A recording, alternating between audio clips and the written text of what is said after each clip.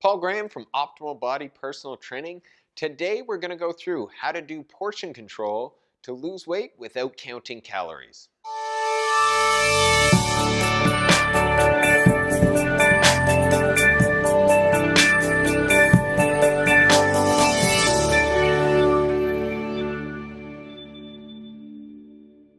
Any of the information I'm about to go through, don't treat it like strict rules. Look at them as basic guidelines to help you figure out how to get the right amount of protein, fat, carbs, and vegetables into you to hit the proper hunger and satisfaction levels so that you can fuel your body and reach your goals. Generally speaking, for most people who are just general population clients looking to get healthier, get leaner, lose a little bit of body fat, the closer you follow these guidelines, the easier it is to adjust and get the proper hunger and satisfaction levels like we've talked about in the previous video. So to help teach clients this, we break foods down into 4 basic categories: protein-dense food, fat-dense food, carbohydrate-dense food, fruits and vegetables. It's really important to note when we start going through portion sizes, all of these are general guidelines. You might need a little bit more, you might need a little bit less. Everybody's body is different.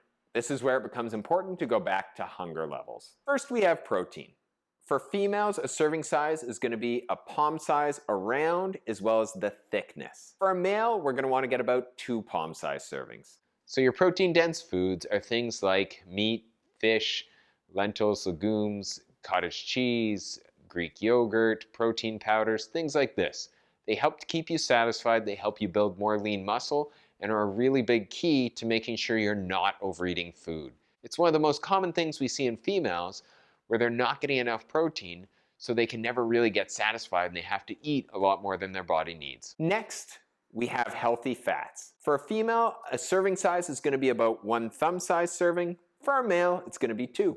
Your high density fat foods are things like nuts, seeds, cheese, as well as cooking oils such as butter, olive oil, coconut oil, and others. With these, they're not bad, but they are very calorie dense, so it's a little bit easier to overeat on these. So you really want to make sure that you're getting the right serving sizes and not getting them from multiple different sources at a meal. So a lot of times people will have lots of healthy fats, but they have a lot of them. And so they've cooked a lot of, let's say, their meal in an oil.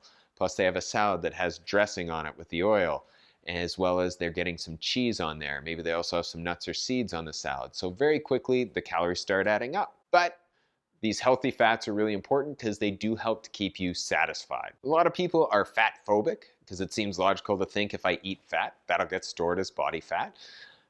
But it's really important to make sure you are getting these healthy fats because they help to keep you satisfied in between meals as long as you're getting them in the right amount. Next, we have smart carbs. For these, you want to get 1 scooped out handful as a serving size for females, 2 scooped out handfuls for males. Just like fats, carbs aren't bad.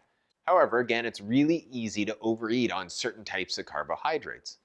What we want to do is get what we call smart carb choices. So these are more whole food versions of carbohydrates.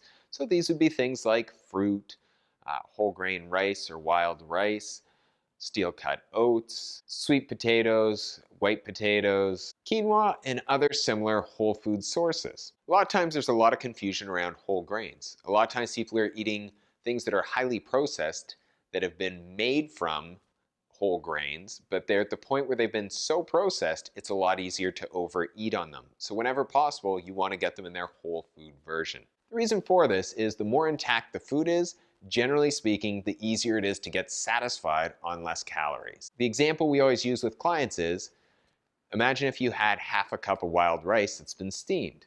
You're going to be really satisfied and you're not going to want to eat 2, 3, 4 cups of that. On the other hand, if you were to make whole grain pasta, you could easily eat a lot more than half a cup. You could have 2, 3, 4 or more cup servings, especially if you're going to a restaurant. So whenever possible, make sure you're getting smart carb sources in the right serving size. And we have vegetables.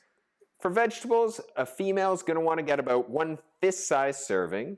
For a male, about 2. You want to get these in the right serving size to make sure that you're getting enough fiber to help keep you satisfied, as well as getting lots of vitamins, minerals, and all the other things you need to not just stay satisfied, but nourish your body so you're feeling great too. So if you put all 4 of these components together, you have a pretty balanced meal which, if you combine that with eating till you're 80% full, is going to help you to get the right hunger levels in between meals and help you start to get into that energy deficit. Having said that, again, these are just general guidelines. Don't look at it as a strict rule.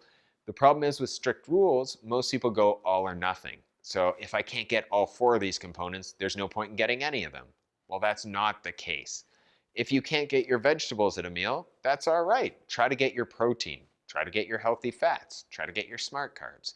Or vice versa. If you're missing any one or two of those components, it's still really beneficial and going to help you move towards your goal if you focus on the components you can get. We're not expecting people to be perfect because perfect's impossible. What you want to do is just try to do the best you can each time. And so this can be really helpful when you're eating out at a restaurant or you're eating at a friend or family member's house and you won't necessarily have all four of those components. Try to get the right serving size and the components that you do have and keep focusing on eating until you're 80% full. This will make it a lot less stressful and a lot easier to implement, which means higher chance of sustainability. So when you put together the first key of eating to 80% full and getting proper hunger levels, with getting a decent balance using the ratio and portion control that we've outlined here, the next thing we want to do is add in how to indulge. So instead of causing yourself to feel deprived by eliminating all your favorite foods, how do you actually use some type of moderation and enjoy those foods while still reaching your goal? We're going to touch on this in the next video.